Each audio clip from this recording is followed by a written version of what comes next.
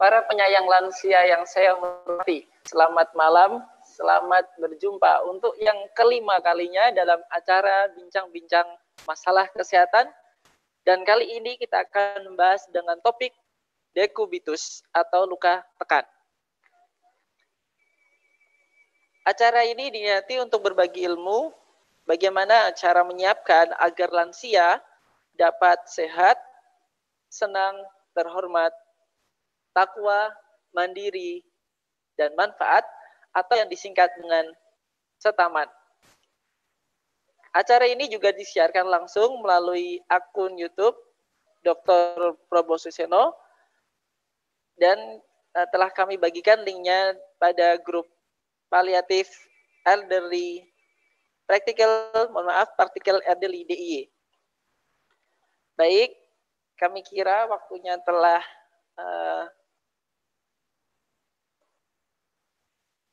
sudah dimulai. Berikutnya yaitu kami akan serahkan kepada moderator. Selamat menikmati sajian kami. Selanjutnya akan kami serahkan kepada moderator yang juga menjadi pembicara pada malam hari ini, kepada Dr. Prabowo Suseno. Waktu dan tempat kami berikan. Terima kasih.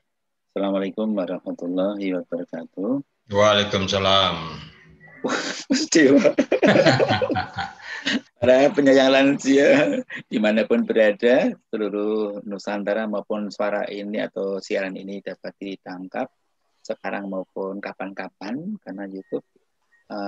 Kita akan bertemu yang kelima ini dengan PED ya, Practical Elderly Daerah Istimewa Yogyakarta. Logo Eko Dewa ya. Dan ini topik pada malam ini adalah dekubitus pada usia lanjut. Jadi saudara sekalian, orang yang normal itu insya Allah nggak akan mengalami dekubitus. Tapi karena sakit, kondisi tertentu harus terbatas kemampuan geraknya sehingga mengalami tekanan yang tetap pada satu tempat, apakah di pantat, di siku, di kepala belakang, atau sebagainya. Nanti akan dikupas secara berurutan oleh senior saya, Dr. Idiwa Putu Pramanta Studi, spesialis penyakit dalam Kota Geriatrik Nasim, dan nanti Dr. Eko, dan saya bagian akhir. Monggo Mas Dewa, silakan Mas Dewa. Ya, selamat malam. Assalamualaikum warahmatullahi wabarakatuh. Bagi usia lanjut yang ada di mana. Ya. Jadi topik yang dibahas pada malam ini adalah tentang ulcus decubitus atau sering disebut dekubitus saja sudah cukup. Ya. Karena tingkat keparahan dekubitus itu salah satunya terjadinya ulkus atau luka, ya, sehingga istilah lainnya itu adalah luka tekan, ya, atau pressure sore atau pressure ulcer namanya, bahasa asingnya seperti itu. Jadi ini kondisi usia lanjut yang biasanya imobilitas. Jadi artinya di tempat tidur terus, kemudian tidak bergerak, tidak ke kanan ke kiri tidak bisa, kemudian dan dalam waktu yang cukup lama, minimal 2 minggu saja sudah bisa terjadi kelainan pada kulitnya. Tapi tidak semua kulit, semua bagian kulit tidak mengalami luka, jadi hanya pada bagian-bagian tertentu saja atau lokal. Nah, bagian mana yang dimaksud itu adalah bagian-bagian yang antara penonjolan tulang dan dengan tekanan. Sehingga pada daerah kulit di antara penonjolan tulang dan tekanan dari atas karena berat badan dan lain sebagainya, itu akan menimbulkan daerah kulit itu kekurangan darah. Karena pembuluh darahnya tertekan. Makanya disebut luka tekan. Nah, karena daerah kulit yang lokal tadi tertekan aliran darahnya, sehingga lama-lama jaringan pada daerah kulit itu akan mengalami nekrosis atau kerusakan. Nah, itu yang disebut luka dekubitus atau luka tekan. Sehingga daerah-daerah mana itu yang ada penonjolan dan bagian-bagian mana yang sering terjadi pada tubuh kita tadi. Biasanya orang yang tidak bisa jalan atau tidak bisa duduk berbaring lama oleh karena sesuatu sebab, itu biasanya berbaring toh. Nah, berarti kalau berbaring berarti daerah-daerah yang mudah mengalami penekanan karena tonjolan tulang itu biasanya daerah tumit, ya, kanan kiri itu akan terjadi luka tekan. Kemudian daerah sakrum namanya, jadi daerah pantat itu juga akan terjadi luka tekan. Kemudian daerah-daerah yang bahu itu juga bisa terjadi luka tekan. Kemudian siku juga bisa terjadi luka tekan. Jadi tergantung dalam posisi yang bagaimana orang tua itu dalam waktu yang lama seperti itu, ya. Itu yang dimaksud dengan luka tekan. Jadi luka tekan itu tidak terjadi di semua kulit, tetapi terjadi pada bagian-bagian tertentu. Di antaranya adalah antara penonjolan tulang dengan tekanan. Nah, kenapa terjadi demikian? Ada faktor-faktor risiko yang harus diperhatikan manakala usia lanjut itu akan mudah mengalami luka tekan. Yang pertama jelas umur. Kenapa umur menjadi pertimbangan? Karena umur ini akan merubah anatomi dan fisiologi kulit. Jadi kulitnya itu menjadi, kalau kita berumur lanjut, kulitnya itu menjadi semakin tipis oleh karena jaringan lemak subkutannya semakin tipis. Kemudian akan semakin mudah bergerak, mudah digerakkan kulit itu. Tidak kenyal seperti orang yang muda karena jaringan kartilago dan elastinnya sudah berkurang. Kemudian pembuluh darah kolateral semakin sedikit. Ya, itu yang menyebabkan kalau dia mendapat tekanan sangat mudah sekali mengalami kerusakan karena tidak ada pembuluh darah kolateral ataupun sambungan dari pembuluh darah yang lain. Itu adalah faktor-faktor risiko akan terjadinya dari umur yang menyebabkan mudah terjadi luka tekan. Ada faktor lain, misalnya gangguan rasa pada kulit. Misalnya ada polineuropati, kemudian ada gangguan pada stroke misalnya, sehingga daerah yang tertekan itu tidak dirasakan oleh yang bersangkutan. Inilah yang menyebabkan tekanan itu menjadi lebih lama, akhirnya terjadi luka tekan itu. Kemudian ada penyakit-penyakit tertentu, misalnya adalah diabetes, itu akan mudah mengalami luka tekan. Kemudian ada juga gangguan kesadaran, misalnya itu akan mudah mengalami luka tekan. Jadi ada beberapa faktor risiko yang menyebabkan seseorang mudah mengalami luka tekan. Dan luka tekan ini secara umum ada grade-nya, ada derajatnya. Derajat 1 sampai 4 sebenarnya. Ya, kalau derajat 1 itu hanya luka lecet, kemerahan saja, itu harus sudah menjadi perhatian dari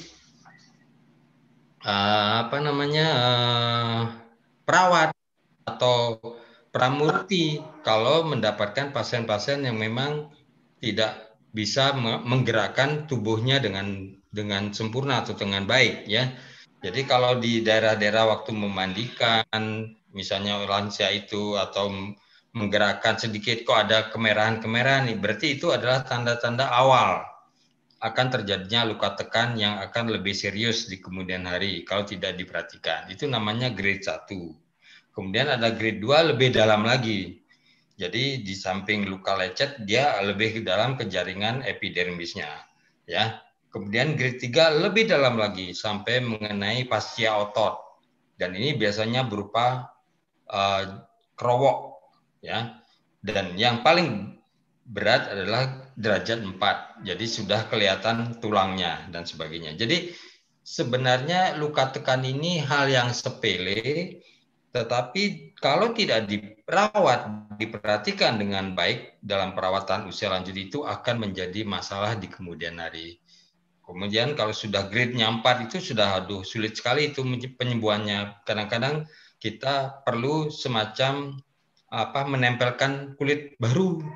Misalnya kita berkolaborasi dengan bedah plastik misalnya.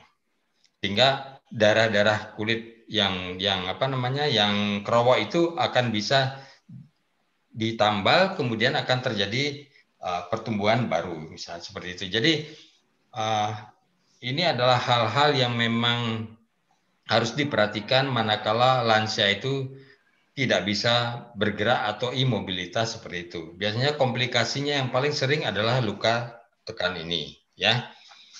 Kemudian sering enggak fenomena luka tekan ini? Ya, kadang-kadang di rumah sakit saja sering tidak disadari oleh perawat itu. Malah kita mendapatkan luka tekan itu di rumah sakit. Berarti ini adalah sesuatu perawatan yang tidak baik. Seperti itu. Jika adanya luka tekan di rumah sakit termasuk kajian mutu dari suatu perawatan usia lanjut itu, ya. Kemudian yang seterusnya adalah faktor risiko, tadi sudah sebagian saya sampaikan.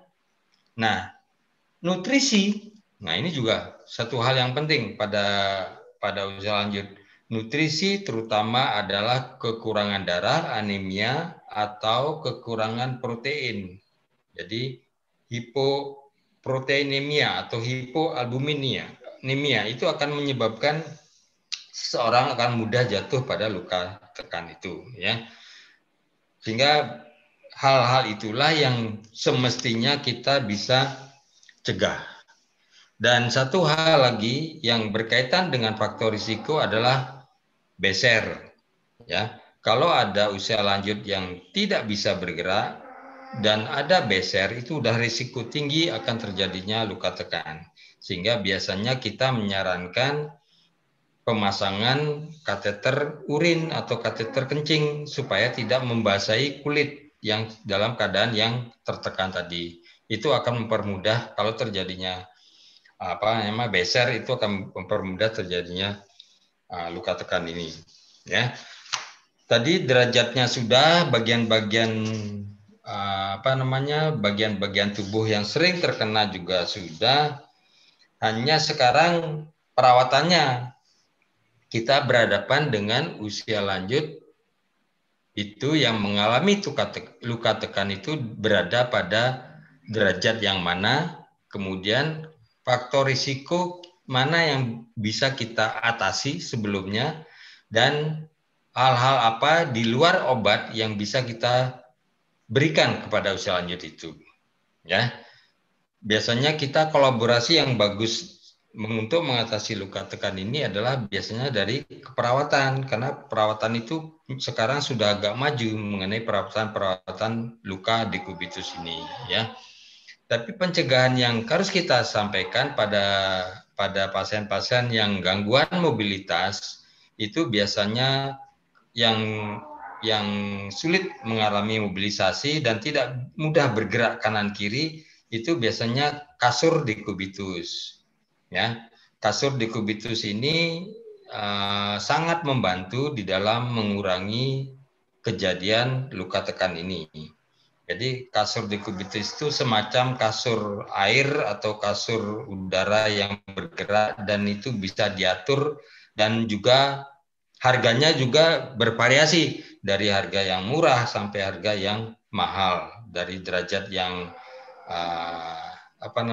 tidak baik sampai derajat yang cukup bagus untuk pencegahan luka tekan itu. Nah, di samping juga memakai kasur dekubitus, kita harus melakukan gerakan pada usia lanjut itu, kalau bisa ada pramurtinya itu miring kanan, miring kiri setiap 2 jam. Nah, itu juga bisa mengurangi di samping kita memerlukan kasur dekubitus itu, ya. Kemudian kita mengatasi faktor risiko, misalnya kalau anemia, kemudian kita harus atasi, kemudian proteinnya rendah kita harus atasi, kalau nutrisinya kurang baik kita harus berikan nutrisi yang baik. Dan biasanya luka tekan ini jarang memerlukan antibiotik, ya, kecuali pada derajat 3 dan 4 yang sudah ada pusnya atau nanahnya. Dan biasanya itu akan menjadi faktor risiko terjadinya sepsis namanya, atau infeksi yang berat.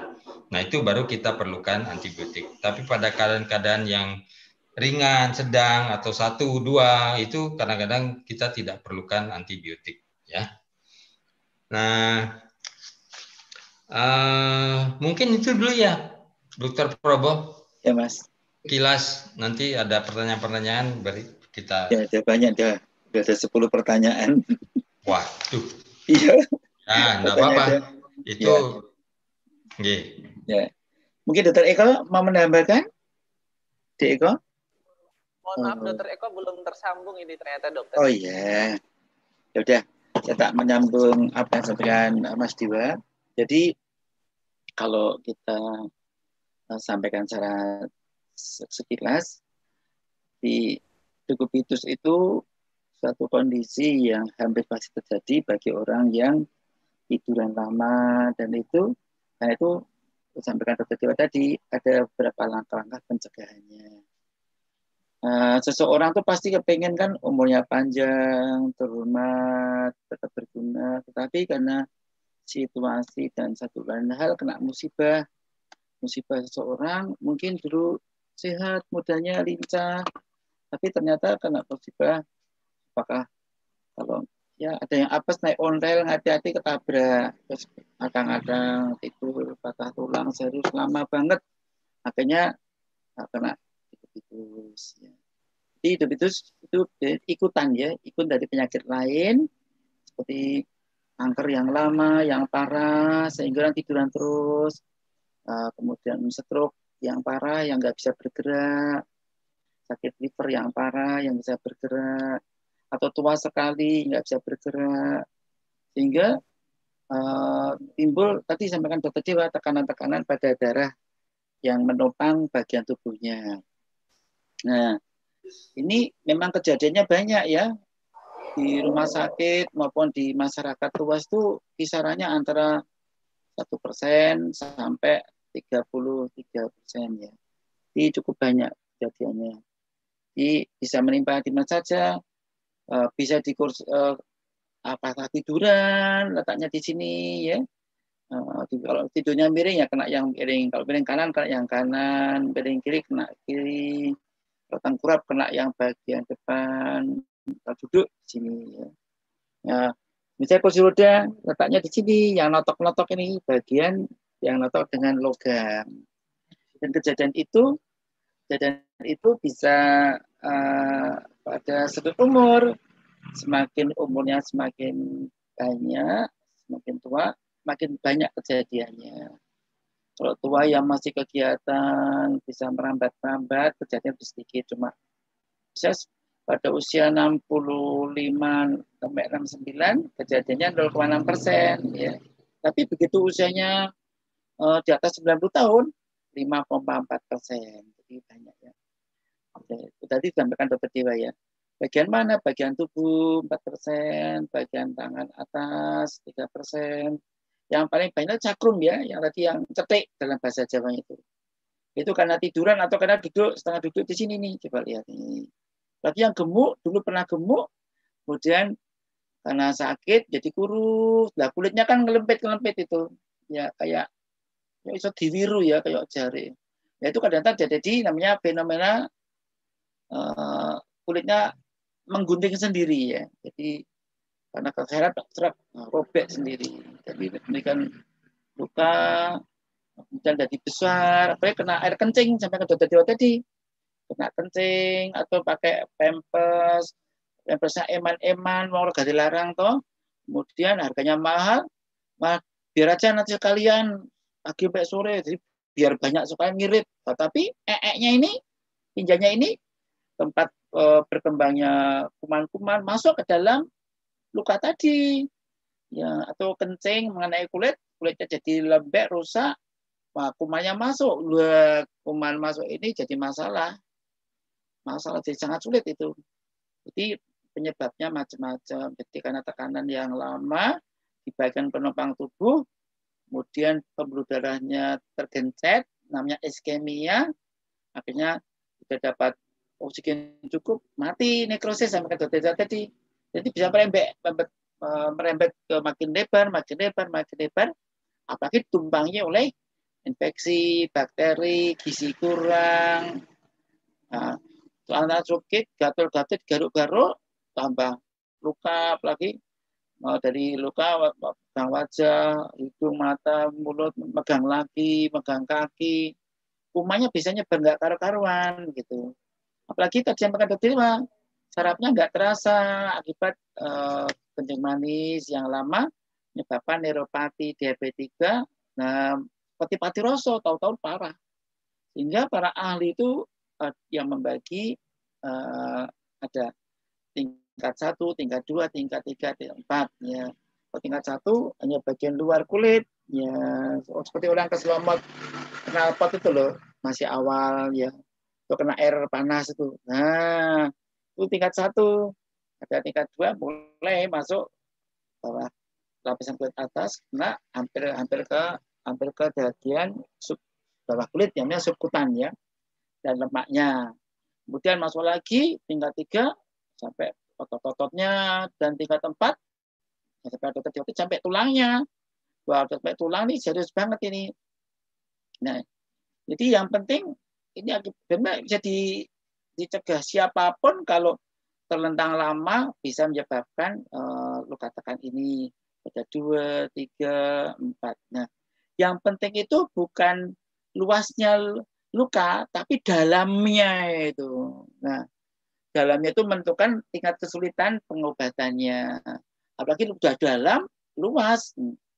Ini beberapa slide yang disusun oleh Dr. Ali Bedah ya. Mas Junaidi menyampaikan slide-nya di kalangan kuliahan mahasiswa kedokteran ya. Jadi ini cara merawatnya gimana? Kalau derajat 1 ya yang penting miring kanan, miring kiri terlentang. Mika-miki ya. Miring kanan 2 jam, terlentang, miring kiri, terus itu. Ya. Kemudian dibersihkan hati-hati dengan air hangat, sabun atau lotion, dimasase sekitarnya ya 2 kali, 3 kali sehari. Terus gizi yang bagus nanti biasanya akan sembuh dengan baik ya. Nah, cepat. Kalau yang derajat 2 yang sudah mulai bawah kulit dan lemaknya itu, nah ini sama, miring kanan, miring kiri supaya tidak makin parah.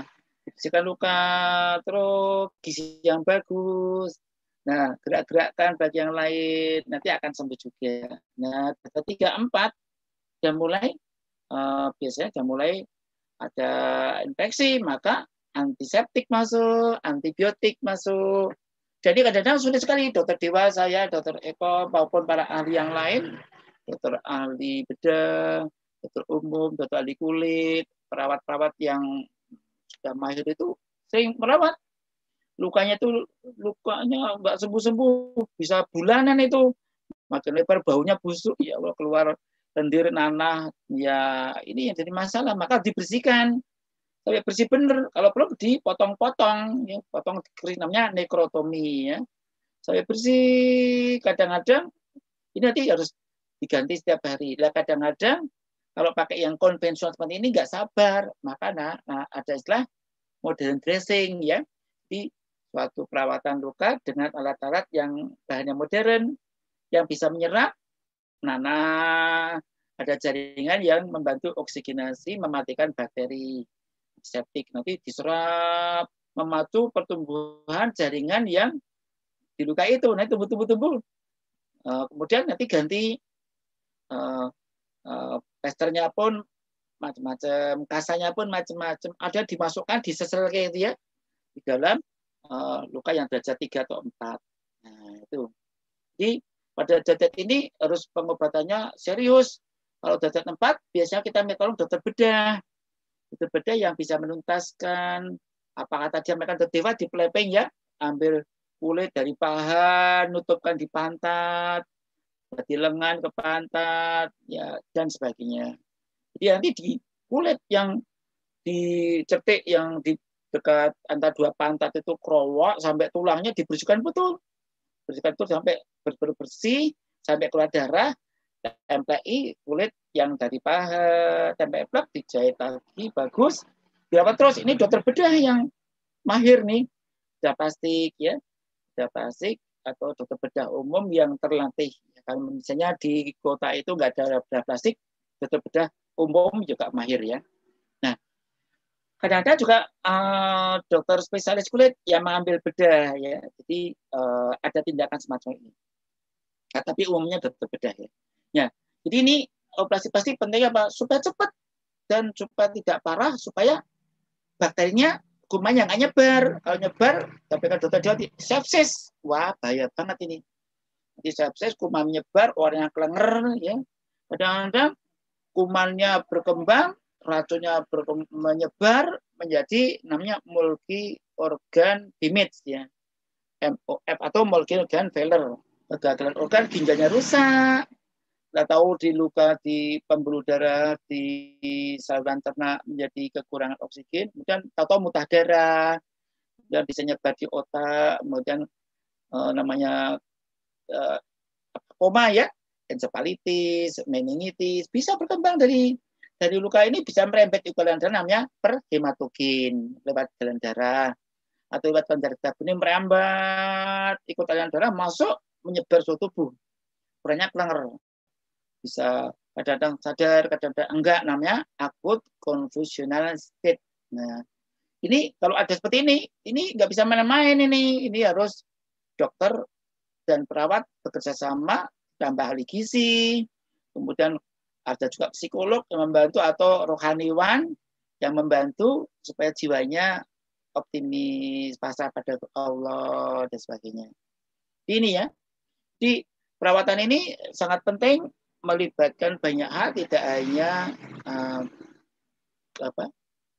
miring-miring kanan kiri, tapi gizi harus bagus. Karena daging tumbuh berasal dari protein. Kalau proteinnya kurang, dari mana dia? Padahal dia bisa bahan bentuk dagingnya itu ya. Nah, maka harus makan bagus ya, makan bagus bergizi. Kalau nggak mau makan yang nasi ya susu yang mengandung atau jenang, tubur yang mengandung gizi cukup. Kadang-kadang wujudnya nggak senang ya diberi pewarna yang menarik bagi pasien lansia. Oke, kasinan, ya wes gitu. Kurang asin, tambah aja garam. Kalau ternyata garam tubuhnya tinggi, ya kita pakai jenis garam yang rendah sodium, lososa atau yang lainnya. Nah, ini tapi kuncinya adalah piring kanan terlentang, piring kiri itu kunci yang pertama. Perawatan kulit, dan ketiga gizi yang bagus dan mengurangi tekanan-tekanan yang menyebabkan luka tadi makin lebar. Makanya dibagi tekanannya. Pakai tadi sampaikan Dr. Dewa kasur anti decubitus. Jadi tekanannya itu dibagi-bagi sehingga tidak menumpuk pada satu tempat, dibagi-bagi sini sehingga tekanan terbagi sehingga tidak membuat namanya iskemia, nekrotik, luka. Pakai donat, ada yang dari air, ada udara, macam-macam ya. Di macam-macam. Nah, ini ya. Jadi prinsip-prinsipnya ini para ahli membagi 6 prinsip utama penanganan decubitus. Mengurangi tekanan luka di luka tadi, ya, tekanannya dikurangi dengan dibagi-bagi, maka kasur anti decubitus kan jendulnya banyak banget itu. Sehingga tidak mengenai pada tungkak atau kalkaneo, tidak pada siku saja, pada punggung saja, pada cetek saja, dibagi-bagi. Yang kedua, pembersihan jaringan luka. Dan kalau ada infeksi, dimatikan dengan anti infeksi, perawatan yang baik ya, dan basah sampai tumbuh bagus, dan faktor risiko yang sampai Dr. Dewa tadi diatasi. Yang terakhir, bedah. Kalau sampai tingkatan 3-4 bedah.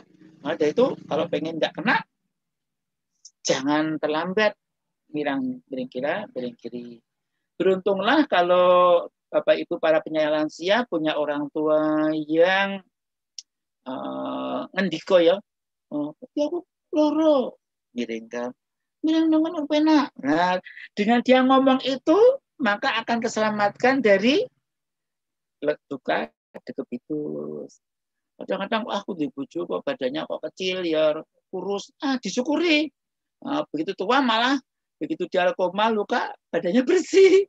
Kadang-kadang kalau punya badan gede gemuk kan bangga ya, kok makmur, tapi begitu sakit kadang-kadang sedih juga itu. Karena nggak kuat memiringkan kanan 2 jam, terlentang 2 jam ke kiri, akibatnya kadang degepitus. Padahal dia orang yang kita sayangi. Ini beberapa kondisi umum yang menyulitkan penyembuhan luka degepitus. Umur yang sangat tua, tadi sampaikan Dr. Dewa tadi, kurang gizi tahunya dari mana? Ya dicek albuminnya berapa, di bawah 3 ya, apalagi di bawah 2. Waduh, badannya bengkak kadang-kadang. Ya, kemudian jadilah juga dari jumlah limfositnya, sel darah putihnya berapa. Sel darah putih limfosit itu berapa persen dari totalitas sel darah putihnya. Coba dilihat. Ya. Kemudian yang ketiga, berapa kondisi apa yang menyebabkan katabolisme itu meningkat. Misalnya kanker, itu kan katabolisme banyak. Hipertiroid, kemudian gonjol terlalu aktif, itu meningkat. Stres pikiran, itu katabolisme meningkat. Jengkel marah, ya, maka fungsinya lebih sulit tersebut. Kemudian infeksi yang menyertai, mungkin infeksinya tidak hanya di luka, tapi infeksi di paru-paru, sehingga oksigenasi darah kurang, yang disebarkan ke tubuh, sembuhnya jadi sulit. Ya.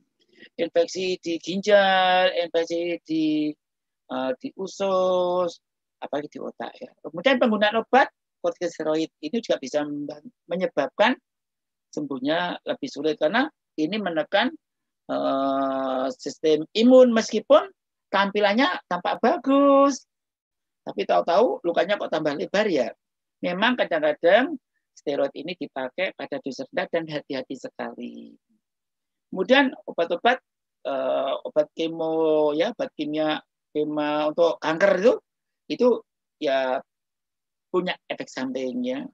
Jadi obat kimia apapun, antibiotik itu bisa mengaruhi nafsu makan. Nah, kadang-kadang dari makan itu asupan proteinnya kurang, termasuk kekurangan seng ya, kencing manis, kemudian kelemahan organ jantung, ginjal, paru dan sebagainya. Jadi ini, karena itu mari kita bersyukur pada Allah dan kita gunakan seluruh waktu yang ada ini untuk menjaga diri. Kita supaya sehat bahagia. Sekali lagi, kita yang masih sehat, kita hanya sabar merawat keluarga kita, teman kita, sahabat kita yang sedang sakit degepitus tadi. Digembirakan hatinya, ikuti saran dokter, digerakkan bagian-bagian lain yang tidak degepitus, ya, karena membantu lancarnya aliran darah. Kemudian dengan olahraga tadi, nafsu makan bisa naik, ya. Minumnya banyak, ya, gizi imbang. Nah, karena itu kalau orang yang sedang luka degepitus ditambahkan proteinnya. Ya, protein tidak harus dari daging, bisa dari ikan, bisa dari tempe, bisa dari kecipir dan lain sebagainya. Jadi banyak yang bisa kita usahakan. Kemudian tidur yang cukup. Tidur cukup penting. Nah, kadang-kadang degepitus kan kesakitan. Nah, tidur cukup itu membantu sistem kekebalan tubuh kita dan masa untuk reparasi sel-sel tubuh yang mengalami kerusakan. Sehingga tidur cukup itu menolong. Ya, tapi kalau tidurnya nggak bisa dibangunkan, oh mana? Ini tanda-tanda serius. Mungkin infeksinya makin parah. Ya. Nah, karena itu siapapun yang merawat degepitus harus punya alat pengukur suhu, termometer yang biasa ya, atau yang model pistol termogan, boleh, nggak mahal tuh, ya yang biasa saja ya. Kemudian jangan lupa berdoa ya, karena doa itu unsur untuk membantu kecepatan kesembuhan ya. Ya, Tuhan mengasih kesembuhan selain obat-obatan dengan jalannya Tuhan sendiri, yaitu dengan hatinya gembira, doanya orang yang ditolong, memberi makanan Jumat berkah atau apapun, nanti akan membantu doanya mereka bisa membantu kesembuhan seseorang. Memang tentang spiritualitas dan religiositas ini jadi penelitian yang menarik di negara-negara barat dan negara maju ya.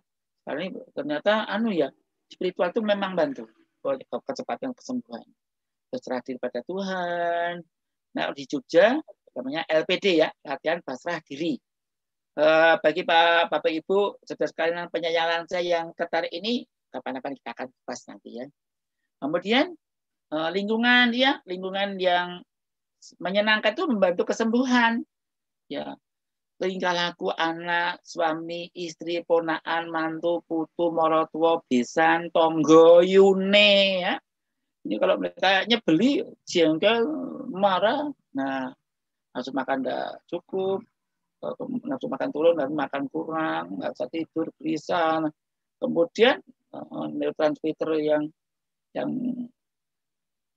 tidak baik, kalau yang baik kan endorfin ya, itu malah muncul timbulnya rasa sakit yang makin menjadi-jadi. Tapi kalau hatinya senang, itu kadang dilupakan ya.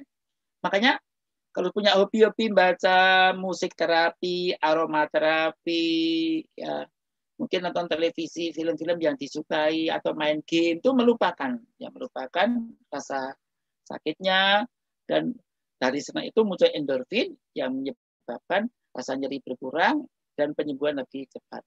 Ini beberapa pendekatan non medis saja ya. Jangan lupa berdoa. Ini yang penting dari saya. Dokter Eko mau menambahkan, Dokter Eko? Mungkin sudah nyambung belum ya? Mohon maaf, Dokter Eko belum nyambung ini, Dokter. Oh ya, sudah. Kalau belum nyambung, kita langsung kembali karena kita akan jawab pertanyaan. Menjawab pertanyaan. Ada 10 pertanyaan, Mas Dewa, yang sudah masuk sebelum acara. Kami akan tampilkan, Dokter. Mohon maaf. Oh ya, monggo. Jadi tampilkan, Mas Wisnu. Dari David. Nah, ini Mas Dewa. Apa penyebab dekubitus? Gejala yang tampak rupa seperti apa? Apakah berbahaya? Apakah bisa sembuh? Pencegahan bagaimana? Sudah terjawab ya, Mbak David, Devita, dari Kecamatan Bojo, Kecamatan Boto, enggak? Sudah terjawab ya. Jadi enggak usah dijawab ya. Dokter Dewa dan saya tadi sudah menjawab. Mungkin Mas Dewa mau menambahkan dari pertanyaan Mbak Devita ini?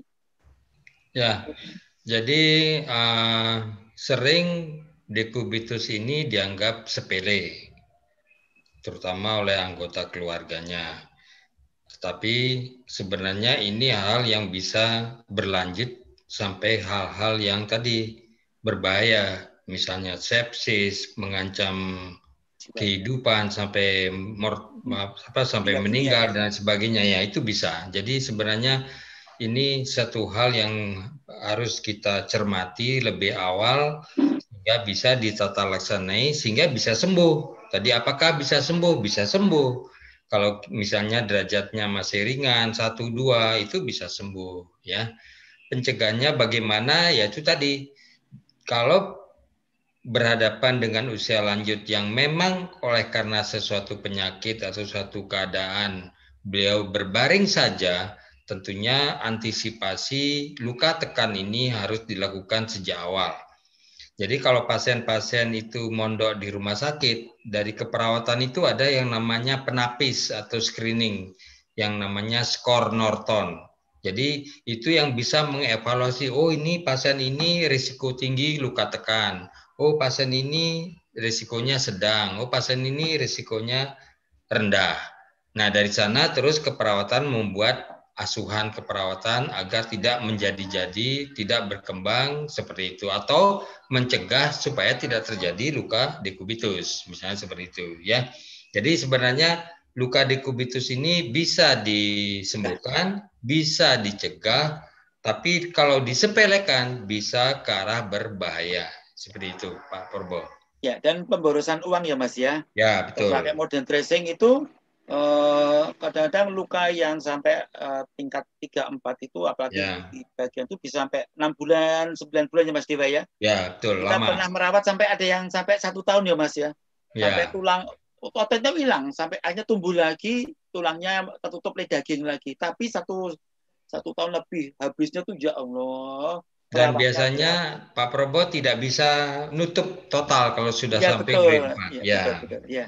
harus dilakukan flapping. Iya, betul. Itu jadi flapping tidak bisa tutup total. Kadang-kadang mereka takut operasi ya, jadi akhirnya dirawat konvensional lebih lama lagi. Ya, lebih lama. Nah, dan borosnya kali. Jadi kadang-kadang tingkat bedah itu justru mempercepat proses kesembuhan dan penghematan uang ya. Ya. Ya, tarik di cover BPJS. Tapi kalau sampai home care ini bayar sendiri nih. Wah, ini biayanya mahal banget ini. Apalagi yang modern dressing itu kan hitungannya itu berapa senti itu itu mahal banget ya. Kemudian ini pertanyaan yang keenam, apakah gejala dirasakan nampak apa beda dengan asam urat? Asam urat itu kulit tinggi ya.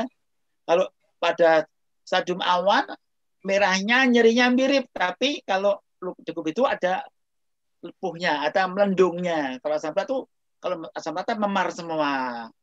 Dan letaknya khusus di asam urat itu biasanya pangkal jempol kaki. Kalau cukup itu bagian yang menumpang tubuh gitu ya Mbak Levita. Ya, sudah terjawab. Kita selanjutkan pertanyaan kedua Mas Wisnu. Sama. Ini Dr. Dewi Puskesmas Pesugihan Cilacap. Bagaimana penanganan sudah terjadi kutus pada pasien dengan DM? Kita tangani gulanya ya Mas Dewa ya. Ya. Dengan kendali, kalau sudah terkendali biasanya proses penyembuhan akan lebih cepat ya Mas Dewa ya. Dan pakai insulin ya Mas. Ya, insulin lebih baik. Ya. Jadi kita tidak pakai obat-obat oral anti diabetes, tapi insulin karena insulin itu punya sifat sebagai anabolik ya, membantu pertumbuhan daging, jaringan tubuh, akhirnya sembuh. Berikutnya, ya dari Bu Pamela, Bu Pamela ini yang punya Pamela itu loh, wah supermarket. Oh, ya. Ya, ini tanya ini. Maaf, saya tuh awam nama dokumen itu keluarnya seperti apa sih? Tadi udah ya Bu Pamela ya. Tapi Bu Pamela ini pengusaha yang sukses dan dia tuh fair ya. Kalau nggak tahu ya tanya gitu Mas Dewa. Ya. Bagus ya. Ya, lanjut. Nah ini Yanis Nurbaiti. Ibu saya penyintas penderita diabetes sejak 2000. Tahun 2017 terdapat luka di kuda kakinya, dilakukan bedah oleh ortopedi, terapi insulin 30-30 dan 3 hari sekali luka dibersihkan oleh perawat datang. Luka kaki tersebut belum kunjung sembuh. Akhir-akhir ini ada keluhan panas di dada pada sore dan malam hari. Bagian luka tersebut akan cepat sembuh. Lalu apa penyebab panas di dada ibu? Monggo Mas Dewa. Ya, jadi saya kira ini berbeda dengan luka tekan. Ini namanya problem kaki pada orang diabetes. Itu biasanya problem kaki pada orang diabetes itu penyebabnya banyak. Ada trauma atau luka dari luar, satu. Yang kedua, ada mungkin gangguan aliran darah di kaki. Ya. Ketiga, karena ada gangguan saraf, terutama saraf perasa di kaki. Itu juga mempengaruhi. Jadi problem di kaki pada orang diabetes itu termasuk komplikasi ya, yang kita sebut sebagai diabetic foot. Jadi problem kaki diabetes. Jadi berbeda sekali dengan luka tekan. Sehingga di sini intervensi atau tata laksana yang diberikan memang termasuk tata laksana bedah tadi. Kadang-kadang kita harus memotong tulangnya, harus memotong jari-jari ruas jarinya misalnya. Kalau tidak dipotong tidak akan membaik seperti itu. Dan prinsipnya tadi regulasi dengan gula darah dengan insulin itu adalah hal yang pokok ya. Sehingga akan terjadi mempercepat penyembuhan. Tapi juga harus diperhatikan faktor-faktor lain. Misalnya kadar albumin, hemoglobin, kemudian ada penyulit lain tidak, misalnya ada DVT dan lain sebagainya, itu akan mempengaruhi penyembuhan secara keseluruhannya. Nah, rasa panas di dada ini saya tidak tahu ini apakah berkaitan dengan keluhan lambung karena beliau sering biasanya diabetik ya, itu memakai obat-obat anti nyeri. Ya. Nah, anti nyeri inilah akan menyebabkan gangguan pada lambung sehingga menimbulkan rasa panas di dada yang kita sebut sebagai dispepsia tipe reflux atau GERD seperti itu. Jadi kalau memang itu terjadi seperti itu ya kita harus menambahkan obat untuk keluhan lambungnya itu, atau di EKG saja. Kadang-kadang ada gangguan iskemik misalnya, karena itu keluhannya kan di dada. Karena biasanya pada pasien-pasien diabetes itu risiko koroner itu sangat sering terjadi. Ya, mungkin itu yang bisa. Nah, ini naiknya asam lambung. Ya. Ya. Jadi Mbak Yani Nur Betty tadi Dr. Iwan sudah menerangkan dengan jelas sekali. Biasanya orang yang nyeri kaki itu diberi anti nyeri yang efek sampingnya membuat luka pada lambung tadi Dr. Iwan. Saya punya kasus Mas, ini pasien ini nyeri kemudian ditangani oleh seseorang, dan nyeri berak dan nggak bisa dihentikan Mas sampai sekarang. Nah, sampai ini kondisi kritis sekali sekarang ini. Ya, cuma contoh. Jadi obat anti nyeri itu jangan sembarangan ya. Ya, dokter geriatri itu akan memilihkan yang nyerinya memang tidak sakti tapi aman. Nah, biasanya kita kombinasi antara paracetamol dosis tinggi ditambah dengan kodein yang lebih aman dibanding anti nyeri yang membahayakan lambungnya tadi. Sampaikan Dokter Dewa tadi, tolong di Yanis Nur Betty supaya orang tanya direkam jantung ya, karena Dokter Dewa tadi betul sekali, takutnya serangan jantung koroner yang dianggap sakit mah ya. Ya, betul. Ya, namanya silent myocardial infarct. Jadi orang diabetes itu sering mengalami semacam patiroso ya, nggak sakit, tahu-tahu meninggal dunia karena kencing manisnya itu menyebabkan gangguan saraf sampai tadi neuropati diabetika, menyebabkan serangan jantung koroner tanpa sakit. Ya, lanjut pertanyaan berikutnya yang kelima. Dari 10 pertanyaan sudah masuk sebelum acara dimulai. Dari Putri Wanwingse, pendamping pasien itu di Tulungagung, Jawa Timur, Mas Dewa ini. Ya, bapak saya seorang penyintas stroke sudah 3 bulan belakangan ini. Kemudian belum mengalami luka tekan sudah sekitar 3 minggu. Kategori parahkah diabetes itu? Apakah bisa menular? Jangka waktu sembuhan berapa lama? Obat apa tentu, makan tentu yang bantu dan luka tidak menyebar. Mungkin Mas Dewa mungkin menjawabkan. Ya, keparahan dekubitus bisa dinilai. Apakah itu 3, 4, 1, 2 itu bisa dinilai keparahannya. Kemudian tata laksana atau pengobatannya tergantung tingkat keparahan itu. Tadi Dr. Prabowo sudah menyampaikannya. Ya. Kemudian bisa meluas, bisa. Kalau dibiarkan saja meluas. Ya, bukan meluas saja, mungkin menjadi lebih dalam, grade-nya menjadi lebih besar, seperti itu ya. Kemudian jangka waktu kesembuhannya tergantung pada derajatnya. Kalau 1 mungkin cepat, tapi kalau 4 mungkin agak lama. Tadi disampaikan Dr. Prabowo bisa tahunan, bulanan, biayanya menjadi mahal, kemudian perlu keterlibatan spesialis lain untuk mengatasinya, misalnya seperti itu ya. Jadi itu tergantung derajat dekubitusnya. Obat-obat, makanan penting tadi, terutama makanan yang mengandung nilai protein tinggi. Itu penting, karena ini untuk penyembuhan.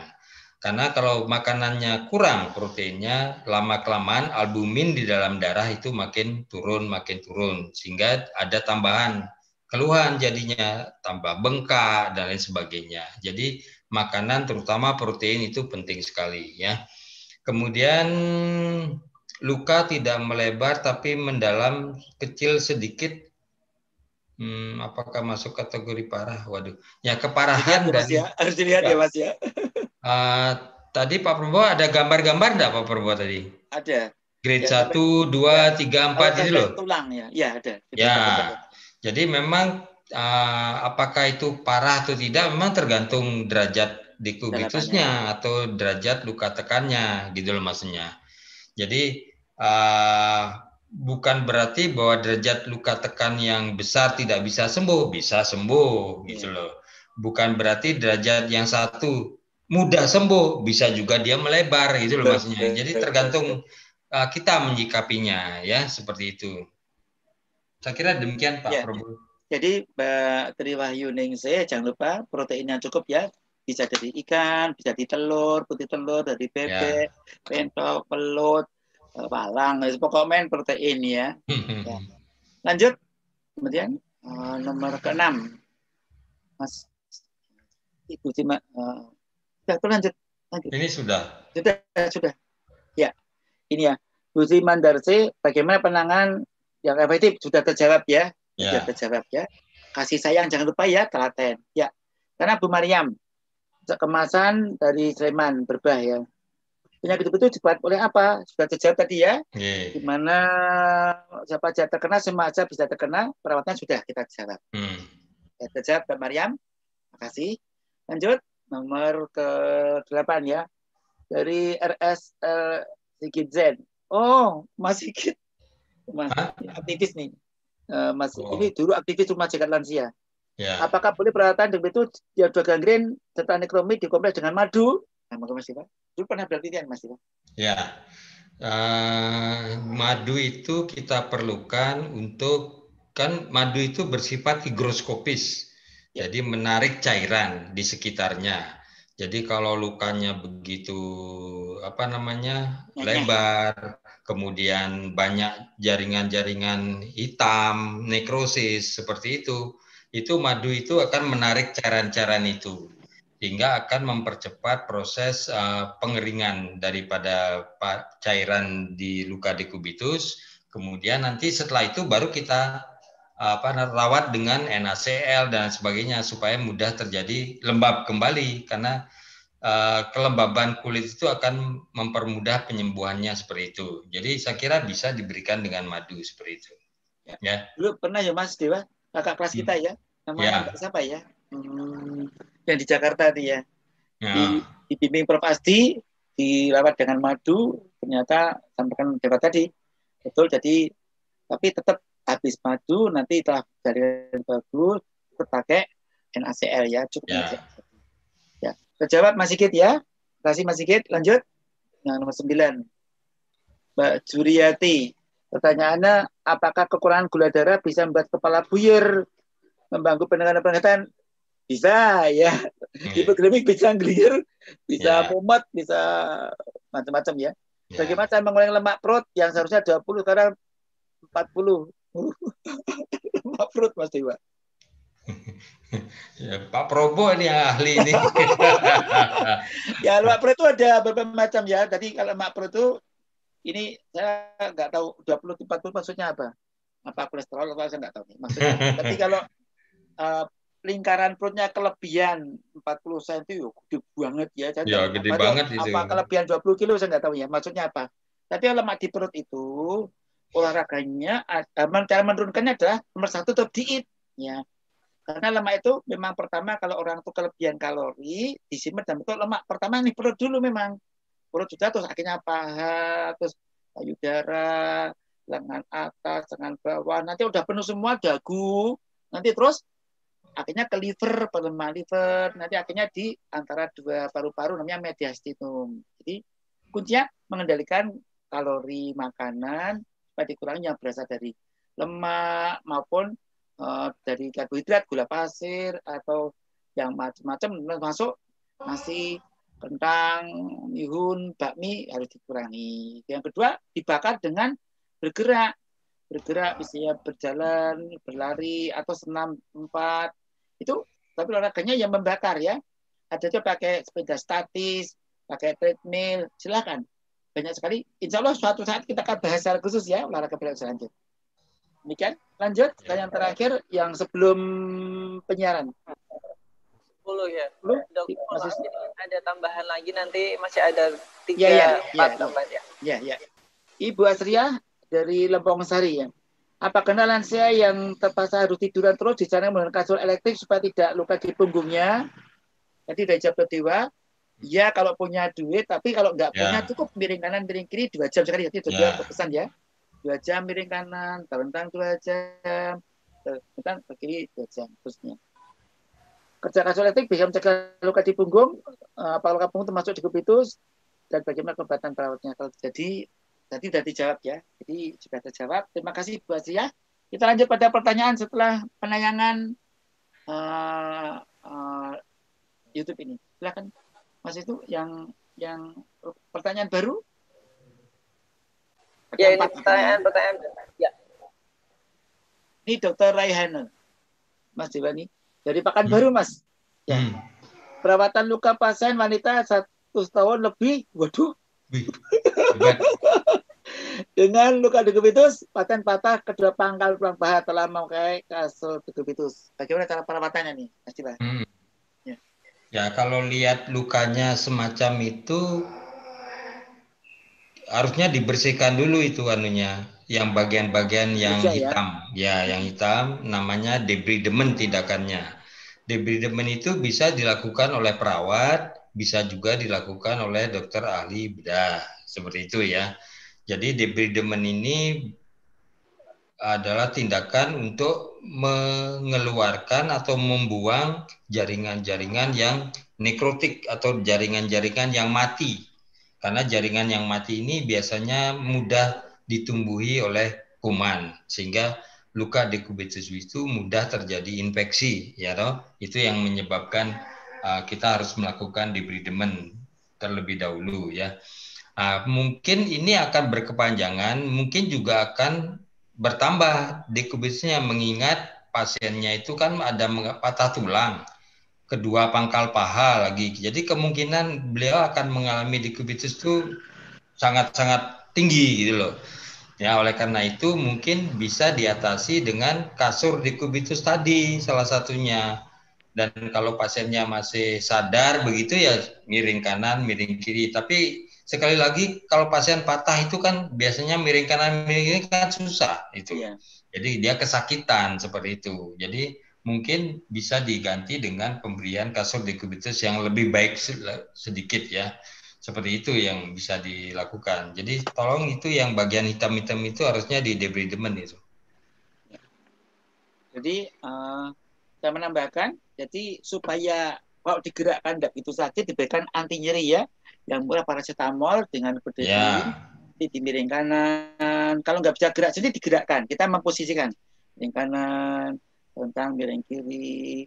Dan nomor 1 kuncinya debridement dibersihkan ya. Bukan tadi, kalau perlu pakai dokter bedah, namanya pakai bius umum, dibersihkan semuanya. Kalau perlu pakai flap tadi, memindahkan bagian kulit, nutupnya cepat ya.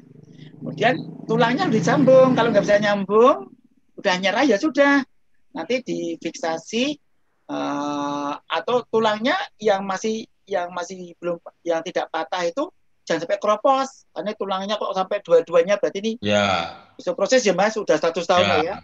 Maka tetap berikan obat kalsium, vitamin D3 dan cahaya matahari yang cukup supaya nanti bisa tulangnya tidak makin parah ya. Nah biasanya asupan vitamin D3 kita tuh dan kalsium kita tuh di Indonesia tuh sangat kurang ya Mas Dewa ya. Rata-rata nanti di Jamundut obatnya mereknya banyak sekali tuh. Nanti bisa dimakan, bisa naikkan dan biar tidak tambah parah keropos tulangnya. Supaya tidak patah tempat yang lain. Kemudian yang penting juga pada pasien ini hati-hati, keropos tulang itu obatnya kan ada 2. Kalsium ada juga yang kelompok drunat. Nah, pada orang yang tiduran, drunat tidak boleh diminum karena bisa menyebabkan robeknya esofagus ya. Nah, itu harus duduk dan duduknya minimal setengah jam. Kalau enggak nanti banyak sekali itu. Yang pakai drunat itu hampir pasti kena esofagitis atau robek esofagusnya sampai berdarah dan pasien bisa pokoknya sakit mah keluarnya ya, dan nggak sembuh-sembuh. Begitu Mas Dr. Raihana tuh. Lanjut pertanyaan berikutnya lagi. Ya. Dari Kabupaten Lor, Bu Marlistiani. Selamat malam Pak Dokter, bagaimana cara mencegah dekubitus pada pria lumpuh akibat operasi tulang belakang? Prinsipnya ya Mas ya, tetap ya miring kanan miring kiri ya. Ya meskipun dia tidak terasa sakit, kita merawat miring kanan miring kiri, jaga keutuhan kulitnya, kemudian dibagi tekanannya, jangan sampai menumpuk pada cetek saja, siku saja, tungkak saja, maka diberi kasur anti dekubitus tadi. Kalau nggak bisa miring kanan miring kiri dan seterusnya. Jaga proteinnya bagus, kebersihannya. Kemudian Mas Kusuma Indra, Perum Gelodokan Indah.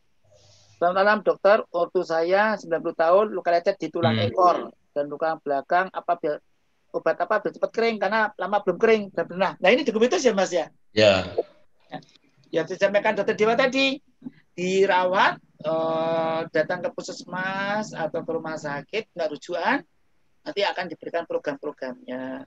Tapi kuncinya ada perawatan. Biasanya dokter puskesmas, kepala puskesmas sudah tahu sebenarnya. Nah, nanti tinggal pakai dana mungkin home visit ya. Ada. Ya. Tapi ini yang perlu diperhatikan Dokter Probo, ya. Mengingat ini di tulang belakang ya. Oh, ya. Jadi biasanya pasien-pasien begini kan pakai pampers itu. Oh iya betul. Nah, kemudian ada mungkin bersinggungan dengan air kemih dan lain sebagainya. Itu yang membuat sukar kering. Betul. Jadi sebenarnya kalau kita mendapat perawatan usia lanjut dengan seperti ini, biasanya kita pasang kateter, dawar kateter. Ya. Kalau sembuh baru dilepas gitu loh maksudnya. Ini betul. biasanya mereka akan mempermudah pakai pampers itu. Iya betul. Dan itu yang membuat dia sulit keringnya, ya. Seperti itu. Ya, jadi Mas Kusuma Indra ya, dokter dia tadi berpesan, jangan lupa sementara pakai kateter dulu supaya bersih. Dan kalau anggaran PMPS-nya mahal, pakai kain jari saja nggak apa-apa. Diganti setiap 3 jam, nanti jari dipotong-potong, yang kemudian bisa diganti, cuci lagi, nggak boros ini. Nah, yang penting jangan sampai kencing atau tinja itu nempel di bagian tubuh yang menjadi tumpuan badan. Supaya tidak busuk, akhirnya nanah. Ini kalau sudah seperti ini, kalau nggak cepat-cepat bisa gerung ini sampai dalam. Segera diperiksakan ya ke dokter atau perawat untuk merawat di rumah. Lanjutnya, Mas Wisnu. Dari Bapak Arahman. Bapak Arahman di Bandung ini. Bandung, Mas. Ya. Umumnya penderita diabetes atau kadar gula tinggi kalau luka lama sembuhnya dok, tapi yang saya alami adalah saya konsumsi gula pasir kata-kata per hari cukup banyak dok. Pagi minum teh itu 4 sendok, siang kopi 4 sendok gula. Terus kadang-kadang malam hari masih konsumsi gula, tapi kadar gula saya masih kata-kata 90-100. Yang aneh kalau luka pakai betadine cepat sembuh dok. Pagi luka, sore sembuh, cuma bekas luka tidak hilang bekas. Bagaimana pendapat dokter? Ini berarti gula terkendali ya Mas ya? Enggak, beliau punya sakit gula enggak? Ya, ini katanya gula. Kalau nggak gula ya nggak apa-apa ya Mas ya. Iya. Jadi tubuh itu bisa mengatasi beban glukose yang masuk ke tubuhnya. Berarti orang itu tidak sakit gula. Iya. Gitu loh. Walaupun 4 sendok, 2 sendok, tapi beban gula itu bisa diatasi oleh tubuh dengan mengeluarkan insulinnya. Tapi kalau beliau sakit gula, diabetes, ya berarti beban glukosa itu akan menyebabkan gula darahnya naik. Itulah yang akan berdampak kepada penyembuhan luka. Yang seperti tadi Dr. Probo bilang, gula darah itu akan mempengaruhi imunitas tubuh itu, seperti itu. Jadi mungkin beliau ini bukan sakit gula ya. Iya. Jadi Bapak Rahman, orang tuh makan gula, minum gula banyak boleh asalkan tidak punya sakit kencing manis ya. Ataupun kalau makan gula kemudian dia bergerak, gulanya terbakar, ya itu juga boleh. Jadi maka di UNER ya Mas Dewa ya, Profesor Askandar tuh pakai rumus BNE ya. Apa aja boleh, tapi B batasi, N nikmati, I imbangi, ini Profesor Askandar ya. Itu dari UNER yang sangat terkenal ya. Jadi monggo kalau Pak Rahman tanda banyak taktik, ya makan 4 sendok itu kan sama dengan 200 kalori, tapi nggak makan nasi ya. Tapi banyak geraknya ya gulanya normal gitu ya, berarti normal. Jadi sebaiknya Pak Rahman dipantau saja gula darahnya. Memang gula darah puasa dan 2 jam setelah makan atau minum air gula itu tidak tinggi ya berarti memang Pak Rahman tidak sakit gula. Jadi sampaikan dokter Dev tadi ya nggak apa-apa gitu. Ya. Lanjut, ada lagi? Apakah ada pertanyaan? Masih ada 3. Bu Titi Ismoyowati dari Candi Gebang. Ibu saya 85 tahun sering mengeluh sakit nyeri di bahu belakang kanan. Tidak ada luka terbuka. Kira-kira kenapa ya dok? Wah, ini banyak banget nih kemudian. Mungkin Mas Jika. Di mana nyerinya di mana? Bahu belakang kanan, tidak ada luka. Bahu belakang kanan. Jadi kalau digerakkan apakah nyeri atau tidak? Nah, ini enggak jelas. Jadi biasanya pada usia lanjut itu kan sering terjadi frozen soldier. Jadi bahunya itu mengalami kekakuan oleh karena tendinitis dan lain sebagainya. Jadi itu yang menimbulkan nyeri pada bahu. Jadi biasanya diatasi dengan gerakan-gerakan daripada bahu itu sendiri. Jadi kalau itu semakin dibiarkan memang semakin kaku dan semakin nyeri itu. Itu satu. Yang kedua, kalau memang belum baik, biasanya kita foto bahunya. Jangan-jangan ada kalsifikasi atau apa gitu loh. Nah, kalau ada kalsifikasi, memang sebenarnya harus kita suntikkan lokal di situ anti nyeri di daerah bahu sehingga bisa mengurangi pemakaian obat-obat yang berdampak ke lambungnya seperti itu. Jadi injeksi lokal namanya. Seperti itu Pak Probo ini ya. Kalau kasusnya ini. Ya. Nanti juga diwaspadai ya, ibu ini apakah sering mengeluhnya karena bomong cucu ya? Ya, betul. Kasus ya. Ya, bomong bisa juga. Cucu gemuk dia pakai kanan, ternyata sampai nyeri dada, nyeri punggung, ternyata kekeselan ngomong cucu toh. Ya. Kita nyata ini. Sampai rekam jantung dikira sakit akut miokard infark, ternyata normal semua. Jebeli apa? Ya, namanya tidak ergonomik ya dalam ngomongnya itu.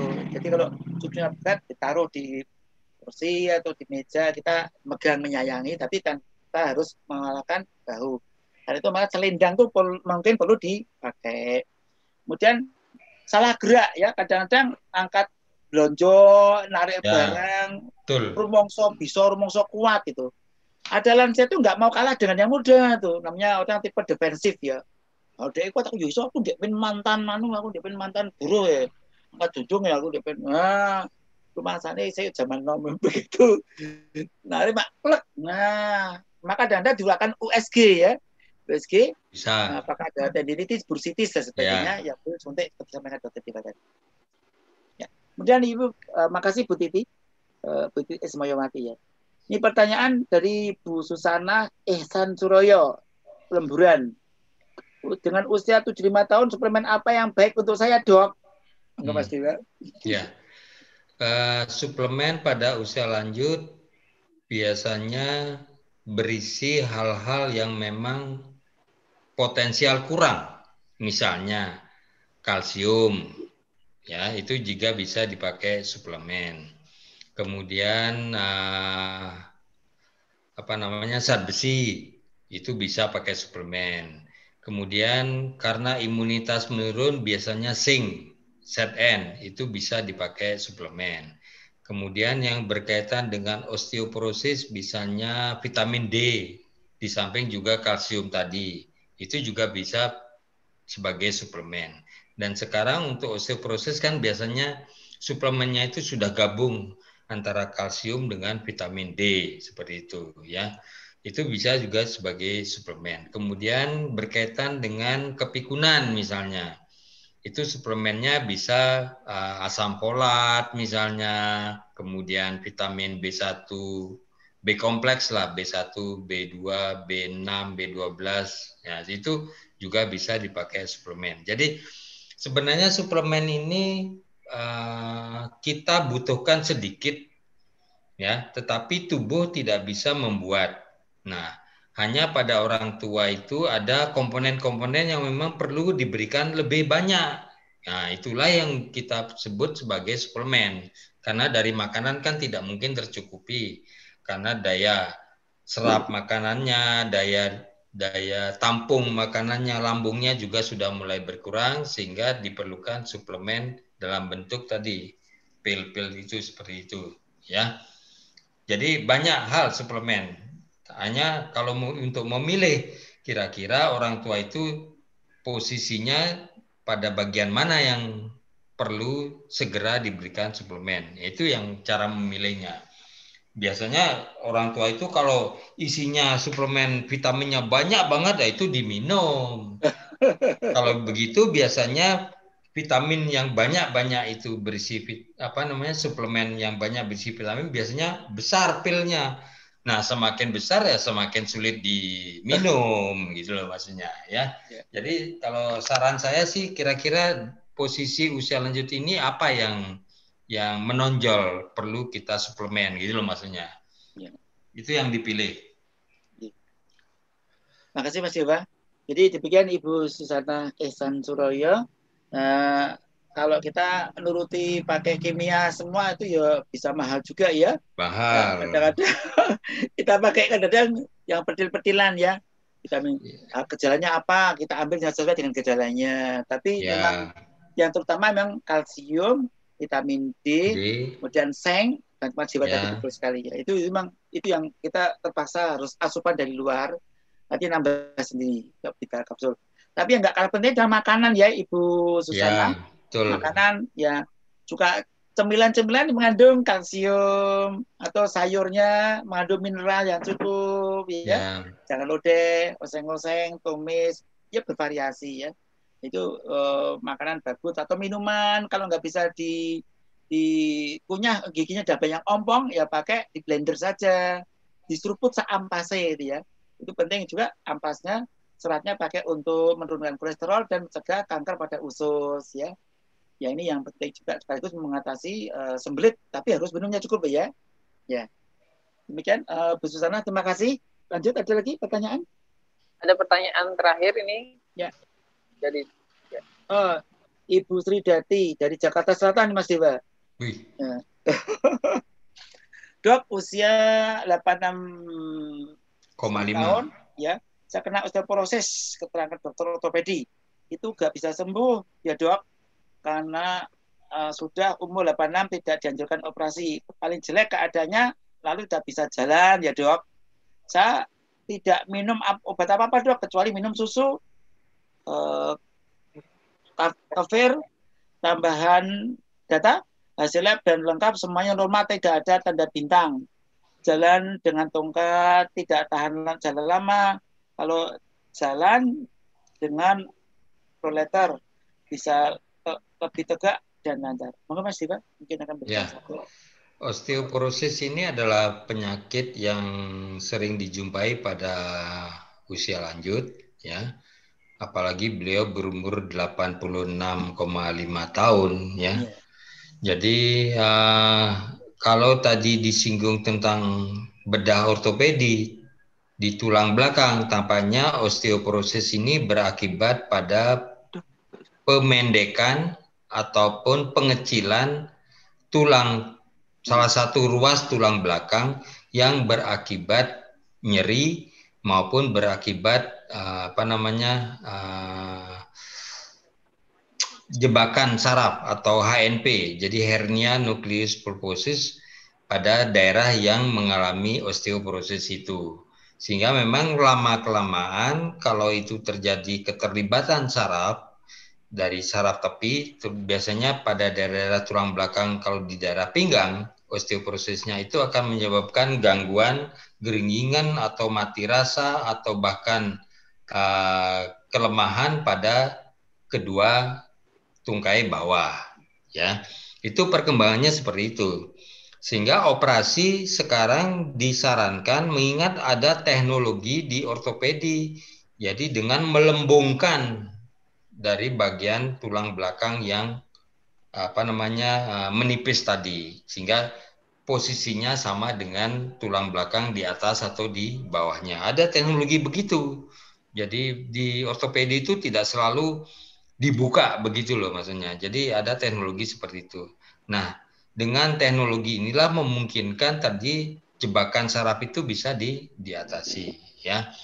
Itu satu. Yang kedua, berkaitan dengan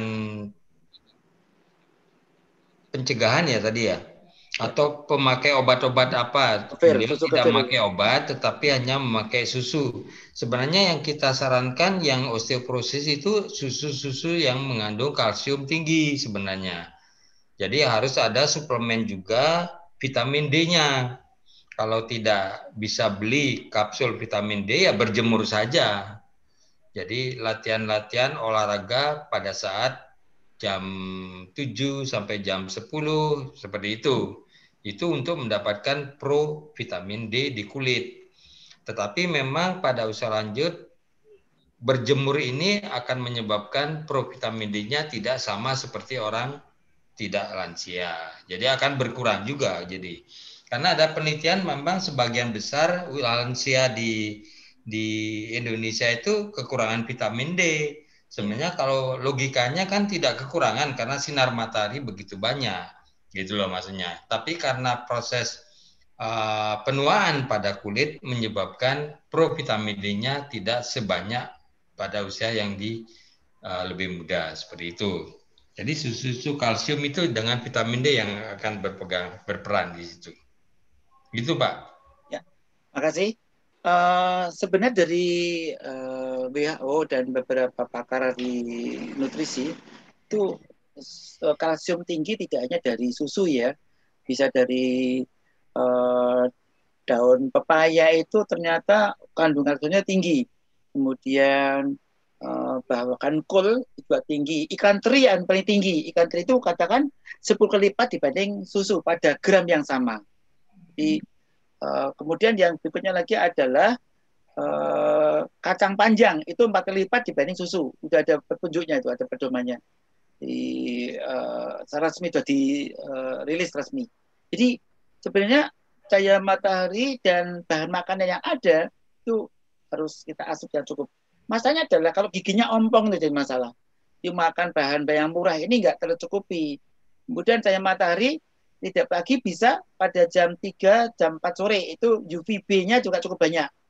Jadi UVB-nya itu pada jam 7 sampai setengah 10 dan jam 3 sampai 4 sore. Itu Ibu jadi jalani. Kemudian sampaikan Dr. Dio tadi, jangan lupa kita ini bagi para lansia, bahkan kita yang tidak lansia terlupa satu hal. Jarang meregangkan tulang belakang kita.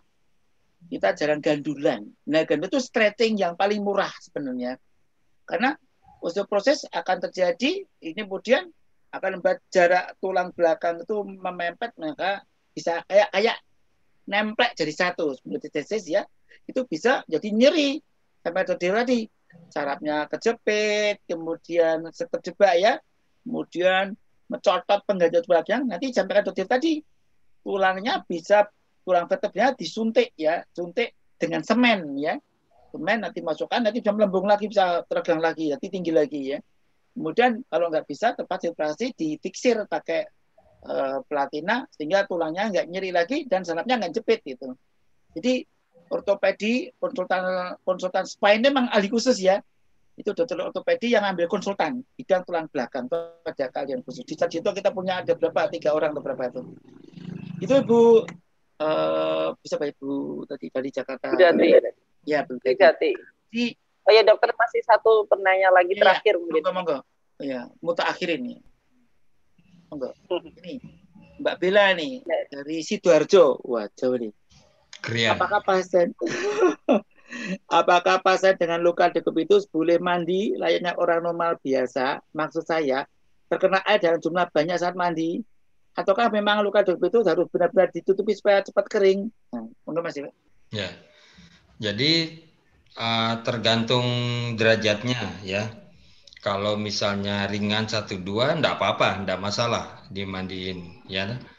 Tapi harus dengan air yang bersih loh, artinya yang apa namanya bukan steril sih, air biasa lah seperti Nah itu seperti itu. Kemudian kalau yang lukanya lebih berat, grade-nya lebih berat, jadi grade 4 atau apa, itu sebaiknya di daerah luka itu harus dilakukan perlakuan khusus. Kalau yang lainnya boleh dilap gitu, boleh gitu loh.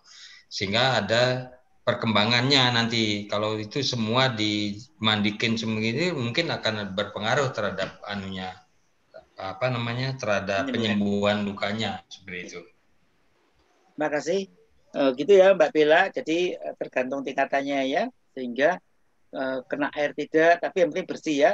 Dan jangan lupa pembersihan serta pengeringan pakai anduk, jadi kosong-kosong sembarangan ya, ditutul-tutul ya, dan pakai antiseptik misalnya supaya kering. Karena kekeringan itu apalagi yang takutnya adalah kalau sampai kemasukan bakteri yang bersifat anaerob, seperti tetanus, bisa konyol tuh, bisa konyol sekali ya. Itu jadi prinsipnya hati-hati dengan jaga kebersihan luka, kemudian makanan bergizi, itu sangat membantu. Demikian, apakah ada pertanyaan lagi yang belum terjawab? Sudah. Alhamdulillah.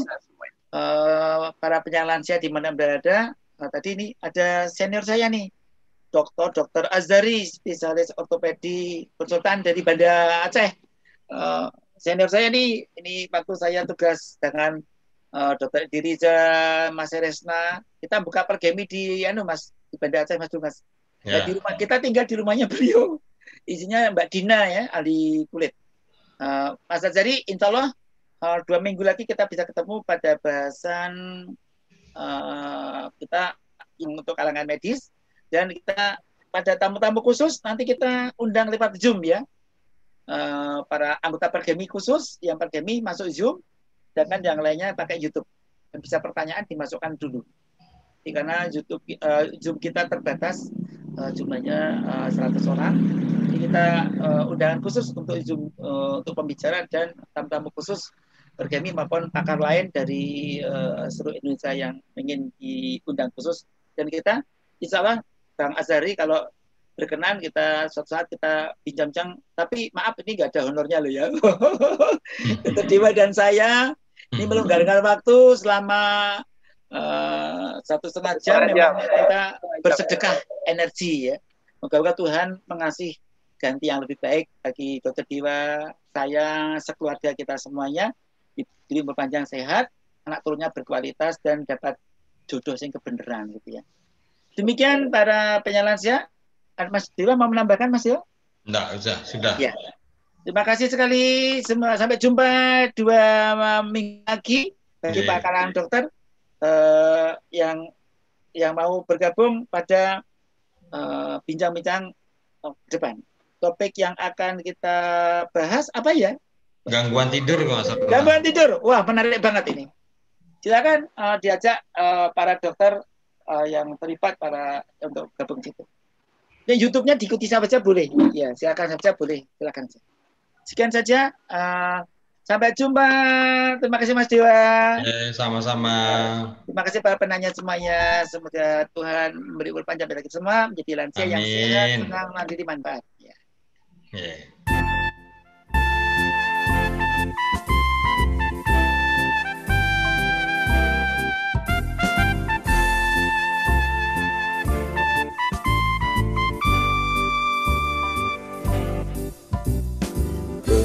Pergemi, grup ahli geriatri, energik berkolaborasi, riset dan mendidik nakes ahli, geriatri yang ahli lansia saat ini. Energik, sinergikan potensi, menempa diri, aktif melayani, ilmiah dan saling menghargai, lansia berkualitas, tujuan misi kami. Oh Tuhan, ridhoilah kami, Buku eratkan perhimpunan ini, berguna sepanjang hayat kami, bahagia di dunia dan akhirat nanti. Bahagia di dunia dan akhirat nanti. Bagi kami